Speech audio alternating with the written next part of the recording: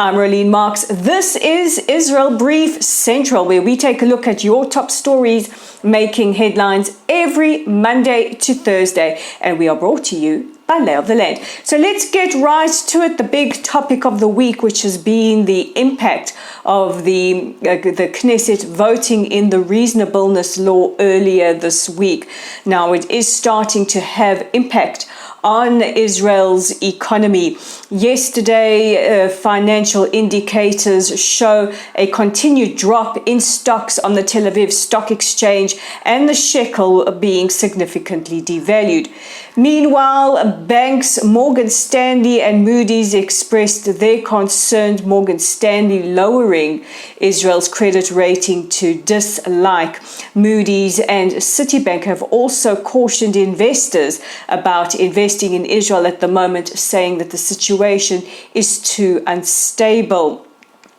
Meanwhile, Prime Minister Benjamin Netanyahu and Finance Minister Bezalel Smotrich brushed off the warnings by credit rating companies, saying that this is just temporary and wait until the dust settles. They will see Israel's economy is robust. Meanwhile, earlier today, 230 pilots have said that they will not show up for their reserve duty. They say they do not trust whoever is giving out orders. Now, this goes to or speaks to the point that far-right extremists in the government, like Bezalel Smotrich, who does have an increased portfolio in the West Bank, may give orders that don't sit with the ethics and the code of morals of our pilots and our soldiers.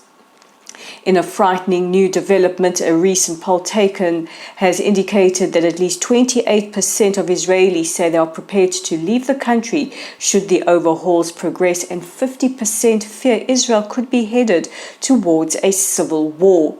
Earlier today, Defense Minister Yoav Gallant briefed the Knesset on the IDF's preparedness for war, and this follows appeals by IDF Chief of Staff Herzi Halevi for soldiers, both conscripted and volunteer reserves, pleased to show up for service.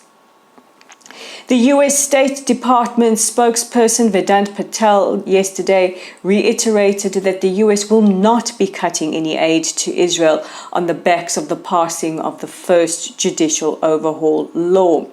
He said that Israel and America's relationship or partnership is ironclad, and that the US's commitment to Israel's safety and security remains intact, and also again used the word ironclad.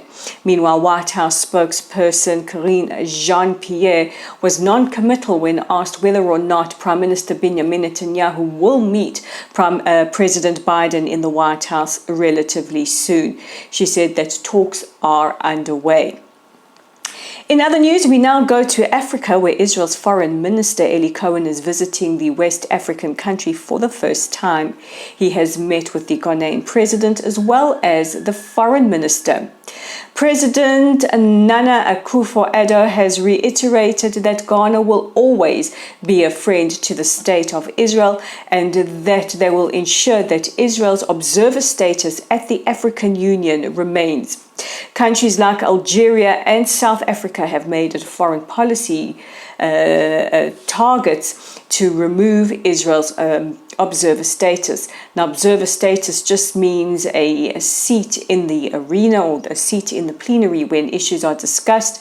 Observer status does not ensure voting rights or the proposal of resolutions. The foreign minister also opened up the first Israel-Ghana business forum, where companies involved in water, agriculture and project development were there on hand to discuss business. And finally, muchas gracias to Panama. Panama becomes the 42nd country to adopt the IHRA, that's the International Holocaust Remembrance Alliance's definition of anti-Semitism. This is the gold standard by which we measure anti-Semitism and determine what anti-Semitism is, because you have to define it to fight it. And that brings me to the end of today's headlines. Don't forget to check out our website at www www.layoftheland.online. We have an incredible op-ed, long but so worth the read, by my good friend Catherine Perez Shakdam. How did she manage to become the Mossad agent that never was? Read and find out. Incidentally, I will be sitting down with Catherine for a world exclusive interview on my radio show next week, and I will be sure to share some details right here on the Israel Brief.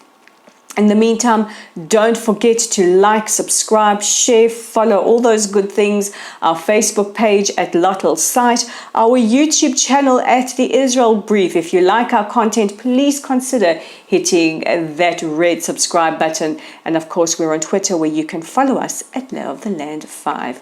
I'm Rolene Marks. This is the Israel Brief. We'll join together for your top stories tomorrow before we head into the weekend.